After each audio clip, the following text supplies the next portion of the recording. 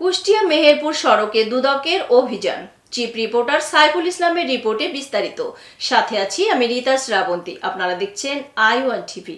কুষ্টিয়া মেহেরপুর মহাসড়ক নির্মাণে ব্যাপক অনিয়ম দুর্নীতির প্রমাণ পেয়েছে দুর্নীতি দমন কমিশন দুদক। কুষ্টিয়া মেহেরপুর সড়ক 643 কোটি টাকা ব্যয়ে আঞ্চলিক এই মহাসড়কের প্রশস্তকরণ ও সংস্কার কাজে নিম্নমানের সামগ্রী ব্যবহার করা হয়েছে।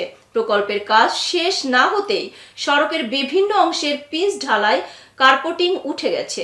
হাত দিয়ে টান দিলে উঠে যাচ্ছে কার্পেটিং। কুষ্টিয়া টু মেহেরপুর সড়কের কাজের তদন্ত শেষে আইনগত ব্যবস্থা নেওয়া হবে বলে জানান দুদকের এই কর্মকর্তা। সবচেয়ে বড় কথা, কাজের মান নিয়ে এবং নিম্নমানের সামগ্রী ব্যবহার করা হয়েছে, এটা আমাদের কাছে সবচেয়ে বড় অভিযোগ ছিল। তো সেটার কিছুটাও আমরা দেখলাম, আপনারাও দেখেছেন। এই বিষয়ে আমরা পরবর্তীতে আইনগত ব্যবস্থা করব। না, আমরা সরজমিনে এসে আমরা বললাম যে কয়েকটা জায়গায় আমরা হাত দিয়ে করতে পারছি।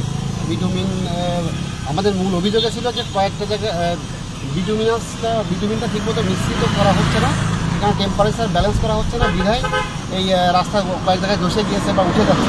এটা আপনারা প্রমাণ পেয়েছেন।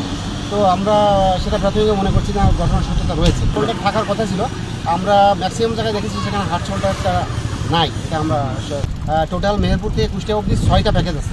আমরা 6টা প্যাকেজের কাজকে এরকম পুঙ্খানুপুঙ্খভাবে দেখব। এতক্ষণ সঙ্গে থাকার জন্য ধন্যবাদ। i1 টিভির নিয়মিত আপডেট পেতে ভিজিট করুন আমাদের ওয়েবসাইট, ফেসবুক, ইনস্টাগ্রাম ও ইউটিউব চ্যানেলে।